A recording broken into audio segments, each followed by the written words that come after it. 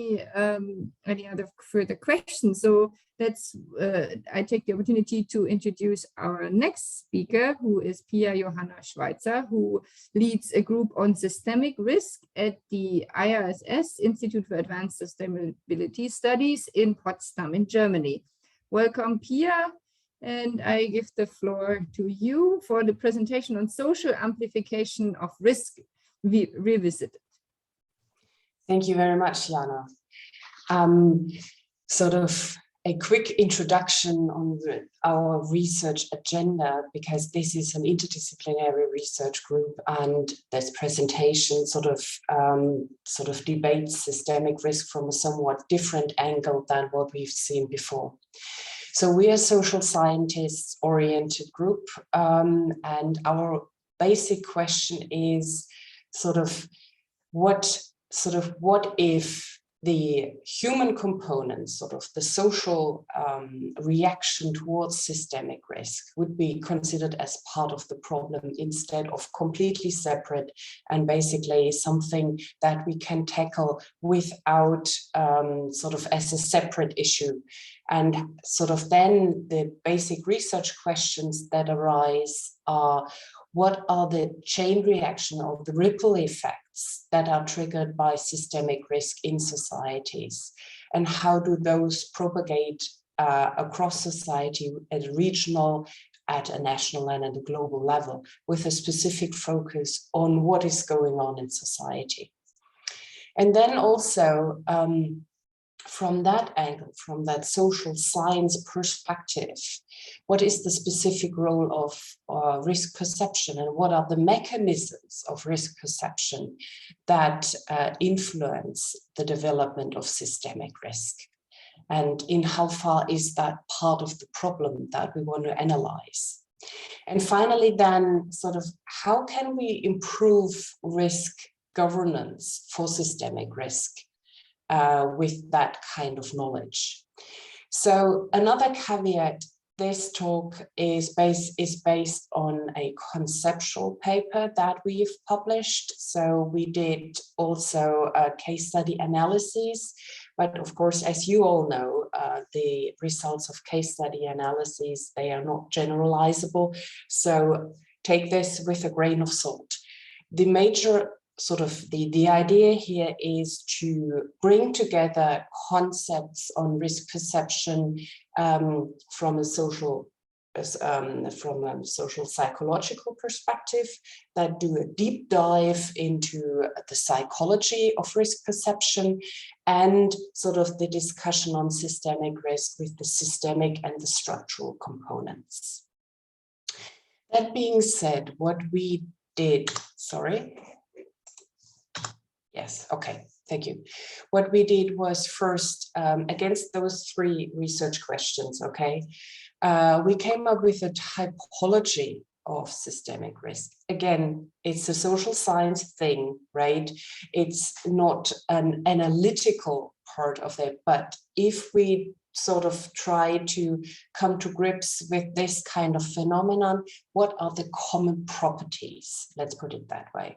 What are the common characteristics, the common properties of systemic risk that set that kind of risk phenomenon apart from other risks that we sort of have, where we have sort of rather good methods and tools that make for successful governance. And as from the previous presenters, we've heard a lot about complex interdependencies, system dynamics, also nonlinearity and tipping points. So what is interesting for us from our perspective that I'd like to highlight are the transboundary effects, like the sort of the propagation and the sort of the ripple effects across society. And another component that we haven't heard that much about yet this morning is the attenuation and amplification of risk and a lag in policymaking. So against this backdrop, we've come up with an attribute space, again, a very much a social science thing. It basically says sort of where would we draw our attention as policymakers or as decision makers and as researchers if we were to look for systemic risk. And systemic risks, sort of the specific phenomena, they may change over time, of course, but what we see is basically a three-dimensional space with the crosshairs lying across, and systemic risks develop and sort of materialize at this upper right-hand quadrant. And again, this is a heuristic. It's not an analytical tool. It is a heuristic that allows us to sort of allocate research resources and to focus our attention to specific kinds of phenomenon. And now the main component of this talk, this lack of regulation and perception, this specific dimension. Sort of the very basic this graph that you see here is basically sort of the result of a lot of social science research that went into the question of how individuals and how groups perceive risks. And of course, we are standing on the shoulders of giants. So you may have heard of the works of John C. Starr back in the 1960s, also Paul Slovic, Nick Pigeon, Brian Wynn, and then of course the cultural component of risk with Mary Douglas and Aaron Wildavsky. And on the heuristics, the information processing, the work of Daniel Kahneman and Aaron Tversky go into this. Basically, what we see is that risk perception has so many layers and intervening factors, and it's very difficult to pick apart which is really the main component here and which sort of is the main influencing factors. So this is also a challenge for not only empirical research, but also for modeling and simulation, the social component of systemic risk. And that we find especially challenging, but also super interesting, right? So at the bottom, basically, we've got the risk perception and the information processing parts. And you've probably heard of system 1 and system 2, and all of that goes into there.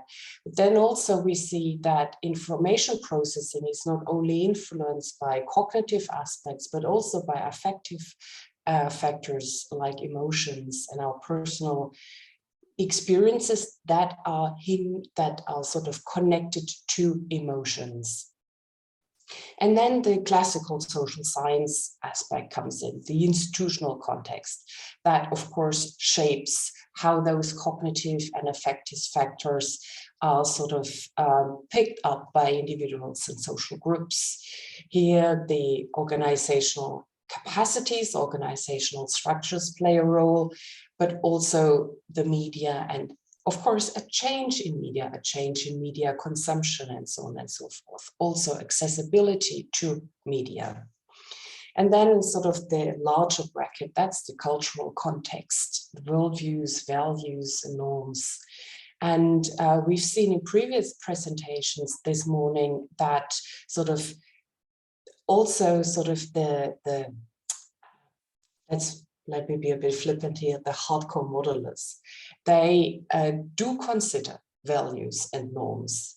And my question there would be sort of, how can we sort of operationalize values and norms and worldviews in sort of coupled models or something similar? As you know, I'm not, as I said, full disclosure, I'm not a modeler, but that would be really, really interesting for me. And I hope that this workshop and sort of, you know, the discussions we'll have will help me personally in sort of making that connection better and, you know, reaching out to people. That would be great.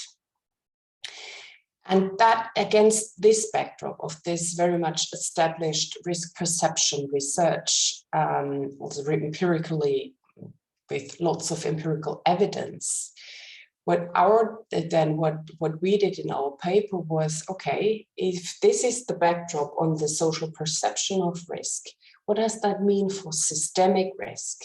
And the social amplification and attenuation of risk framework that has been established in the 80s by people like Roger Kasperson, Paul Slovic, Ortwin Renn, Roger Goebel, and Gene Kasperson also, and then of course also Nick Pigeon. How does that help us in sort of showing those transboundary effects, those ripple effects, how systemic risk propagates across society from a social science perspective? And sort of the framework, and this is again sort of a simplification of the risk, of the social amplification of risk framework, that starts off basically with a risk event, and then through information sources and so on, several sort of passing on either by word to mouth or something, communications or written communication, other kinds of information. The information flows across society, and that information is picked up, interpreted by people, but also collective actors in different ways. And then again, that triggers specific risk-related behavior. And different stakeholder groups and societal groups in general sort of respond to that kind of information in different ways. And that again causes ripple effects that propagate across society and causes in the end some very specific and real impacts, financial, ecological, but also psychological and social. And this is a kind of, again, a heuristic sort of a way of thinking about what is going on in society that could influence sort of an empirical testing of these kinds of assumptions. What we've seen basically in our research is that for individuals, but also collective actors, for systemic risk, these counterintuitive causal connections are difficult to first understand, but then also they're seemingly implausible. Just to give you a very simple example, sort of how would it influence, how could individual behavior like commuting to work by train or sort of riding your bike to work, how could that really help against seawater level rise in Bangladesh? So you need an awful lot of information, but also trust in science and sort of governments that this is actually real, that this is the correct causal chain of events. And then also the nonlinearity of systemic risk phenomena is a problem. Here we see basically a disconnect between the cause of systemic risk and the effects in time as well as in space. And again, that makes certain things rather implausible and difficult to get across, but also difficult to sell to people if and it's also difficult for decision making and policy making to sort of this sort of not take on specific advantages that would be available right here, right now, but sort of for rather uncertain events in the future. So this kind of mixture sort of leads to a cognitive dissonance within individuals. So in this kind of emotional state of cognitive dissonance, where there are different knowledge claims, people, of course, pick that kind of knowledge that they, or information that they trust that is available. And we all know that trust in institutions, trust in science is important for follow through and policy making. But we also see from empirical studies that trust does not equal trust. There are different kinds of trust that can be separated. For instance, social trust, sort of trust in government and trust in the institutions in general, that helps to follow through with the COVID-19 sort of measures. That's empirical work that came out of the ETH Zurich, the Michael Sigrist and Angela Beart's group there, but they see that trust in individuals where their people are very much, where they trust their close-knit family ties and as friend groups, there they trust that these people will actually sort of engage in protective behavior against COVID, and then because they trust in the people that surround them directly, they don't follow through with they don't think that those top-down imposed COVID measures are that important, because people will follow through with wearing masks and so on anyway on a voluntary basis. So you see, the role of trust is important, and it's also depends on what people exactly associate with trust. So again, another layer that would be important for that social dimension of modeling systemic risk, in my point of view. And then, of course, the new communication media play a major role, especially when there's a lack of trust in institutions. And again, sort of depending on the information people seek, as we all know, that can be a problem, because there are lots of false information is out there, misleading information, some of that by intention, but a lot of that not by intent. So again, it's basically a reinforcing cycle, or where we see that risk perception of and for systemic risk plays a major role. Again, being said, that is not a sort of an analytical causal connection, but rather a heuristic that to help us sort of pick apart those kinds of bits and pieces that are relevant for research. So I'll be quick now. The analysis of systemic risk in our point of view, my author's point of co-author's point of view, and my own point of view is that when we analyze systemic risk and modeling systemic risk, the system 3 element is also very important, the social societal risk controversies, and bringing those into sort of the model as sort of the analysis could be worthwhile, but also, of course, challenging. So sort of for us, this boundary analysis, and Stefan Hochreiner-Stiegler has also talked about the sort of the necessity to reflect on those boundaries is especially interesting, but also difficult to do. And then, of course, the cooperation aspect that also came out in the introductory keynote. And what our sort of suggestion also is that it's important to do a mapping of decision landscapes and actor networks.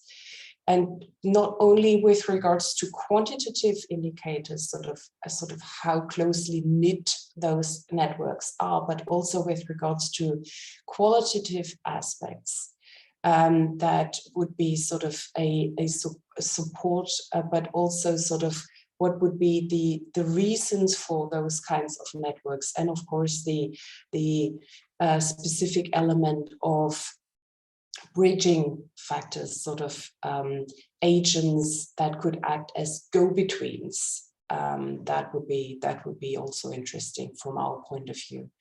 Now, with regards to governance, you've probably all seen a more or less, abstract kind of version of this, that risk governance is basically about the information gathering and sort of acting upon the information that is necessary when dealing with systemic risk, and encompasses basically all the actors, rules and conventions that would be necessary to collect data, analyze data, and also communicate management decisions and take management decisions and implement those. And sort of my point here is the importance of participation, communication, and reflection in all of this. And we see that with that main element, sort of the participation and communication aspect can do a lot for, helping risk governance processes to live up to some of those expectations that are out there, sort of not only that are not only being discussed in the risk governance literature, but are also very real expectations of policymakers and people in the end about, for instance, adaptability, but also inclusion and transparency and accountability. So basically, there are three key takeaway messages. And the first being what we've already sort of, there's a lot of overlap with other speakers in this panel about the interdisciplinary risk analysis and appraisal. And my specific my specific input here would be that we would need to incorporate quantitative and qualitative indicators for going about risk analysis and appraisal. And then sort of the very difficult question about deciding on trade-offs, where there's about risk trade-offs, where there is not a simple answer to the question what would be the best management option, because the management options are sometimes just where it's a matter of degree which one is better than the other. So these decisions, they can be enriched and sort of legitimized, but also be built, sort of laid out in a more comprehensive and effective way, bearing in mind that risk participation with stakeholders, and at times when it's required and also possible, with the broader public. And therefore then that transdisciplinary risk evaluation would then also bring in societal values that are more overarching, that are beyond the realm of pure science. And that is first an orientation towards sustainability in all its different forms and aspects, and then also societal resilience. Sort of deciding on those normative aspects, that's definitely something for transdisciplinary risk evaluation and appraisal, where science plays a major role, but is not in the driving seat per se. So thank you very much. I'll stop here. Thank you. Thank you very